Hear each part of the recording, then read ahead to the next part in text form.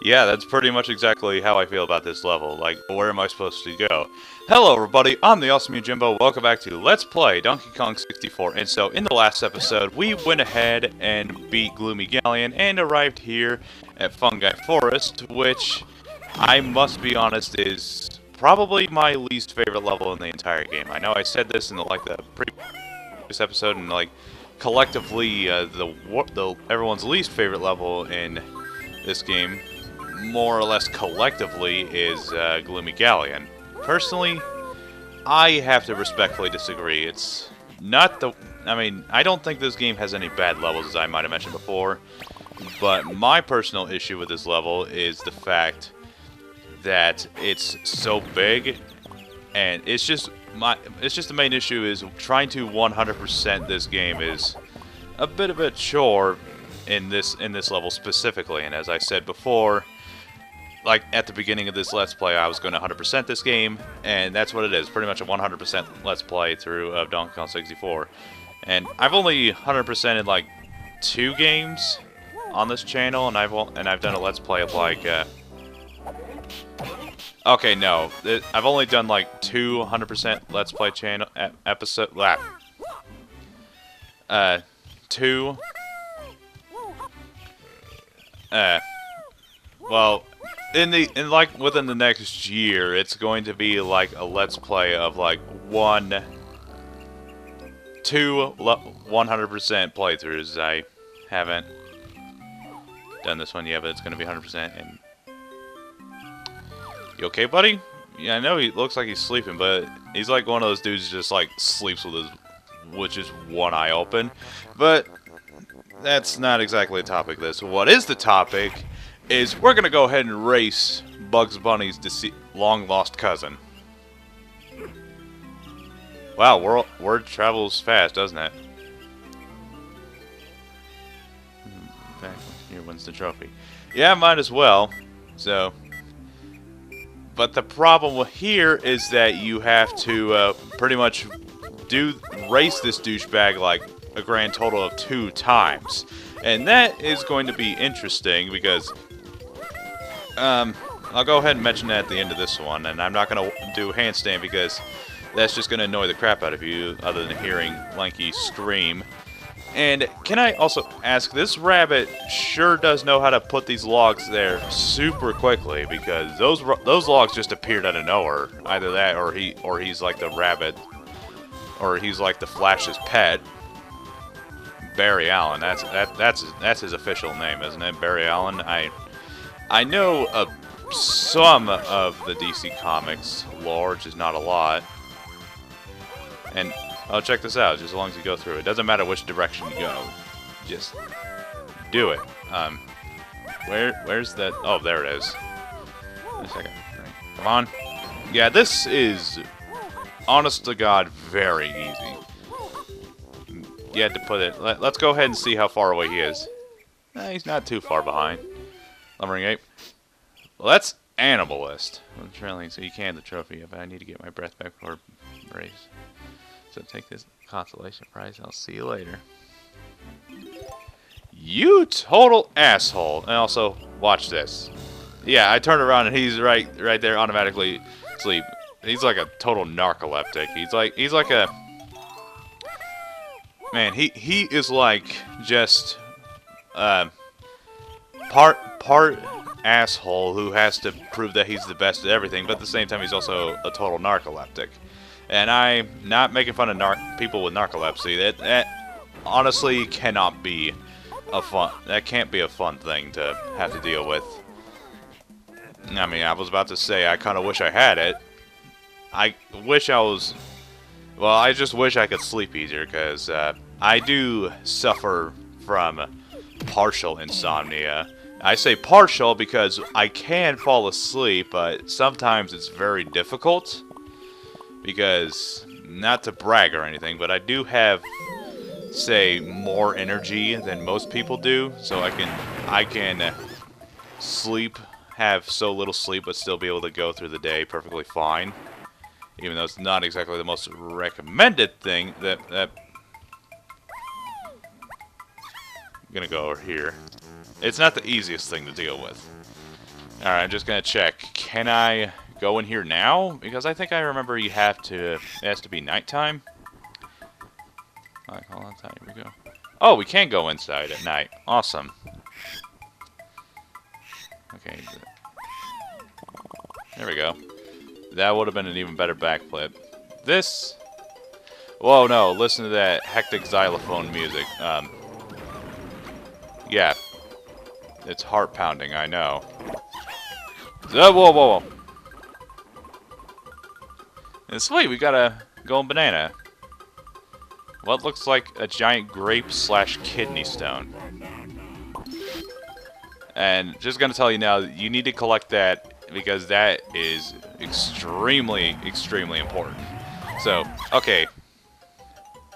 There's really nothing we can do in this area because... Or finish my thought.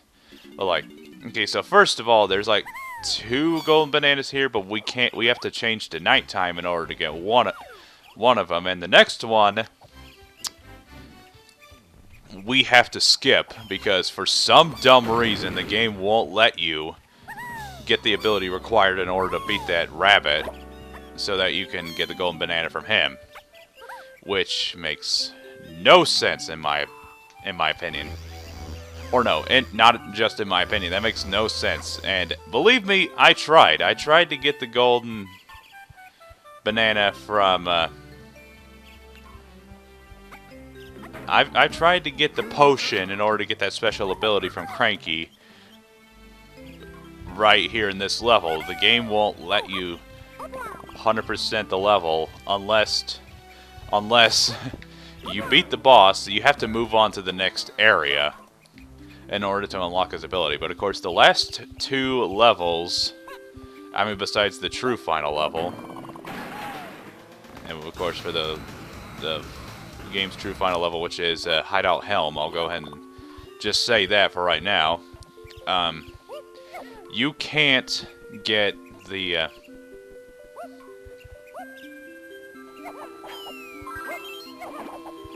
Get in there. You cannot get...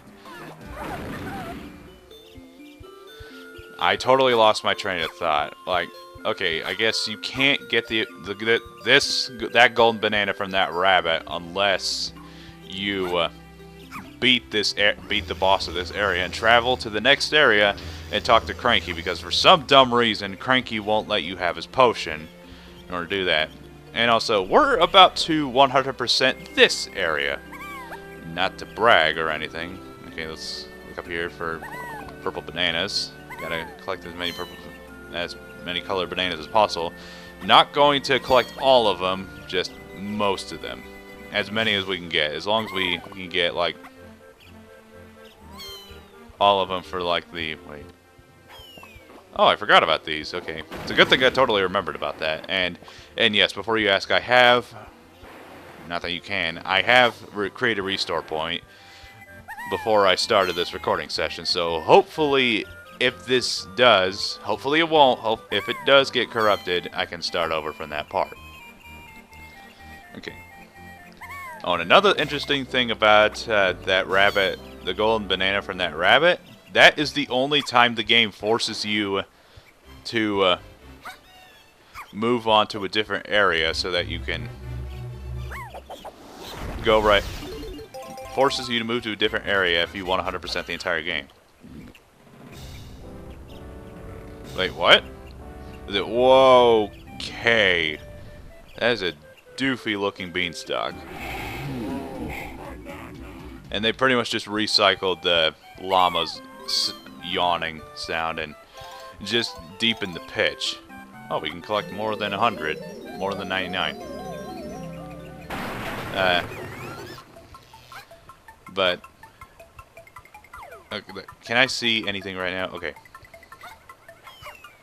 Like, that's one of my personal nitpicks with this game, is that for these types of games, I want to 100% every area from level 1 to level 2 to level 3. I hate when the game forces me to go out of my sequence in order to do that. And A Hat in Time came out on like PS4 and Xbox One. I don't know if I mentioned this in like the last recording session. I totally forgot when the last recording session was.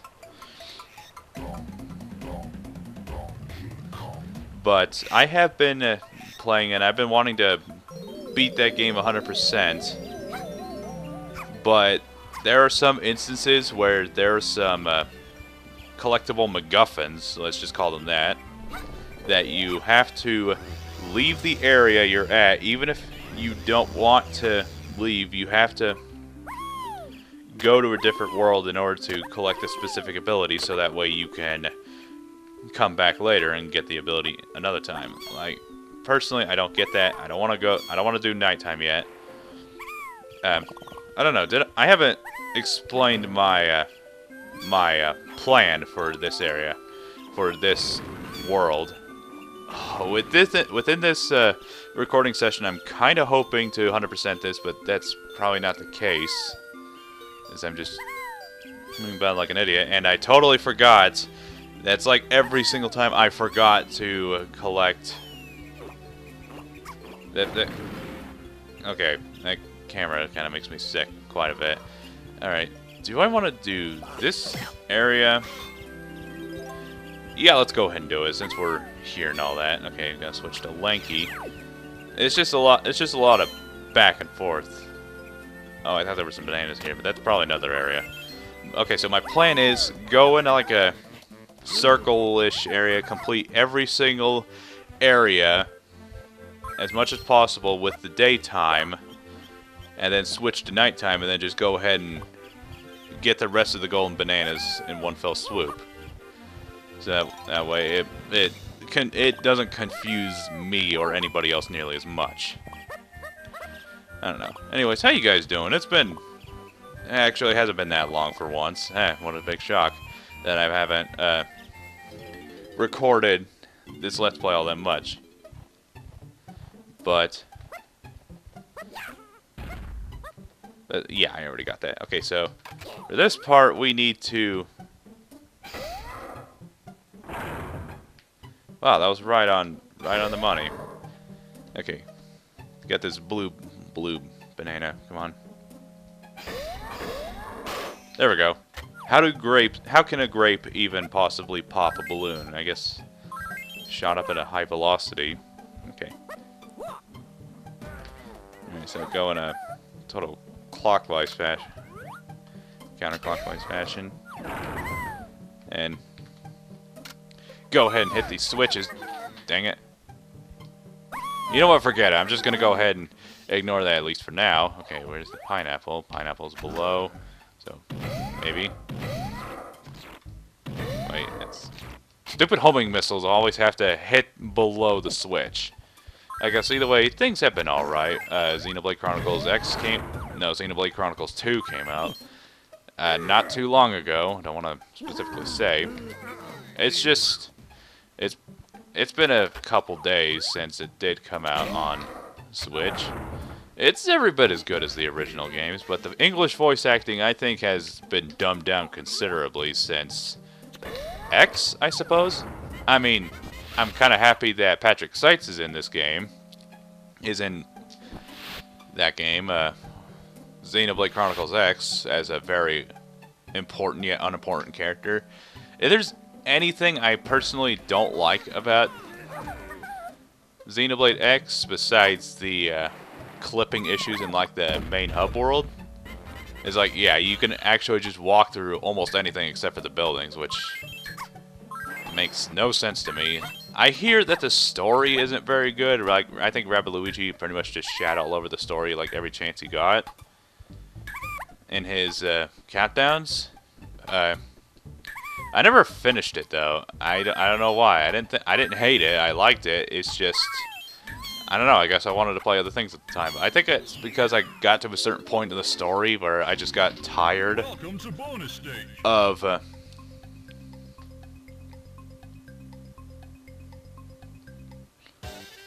I think I just got tired.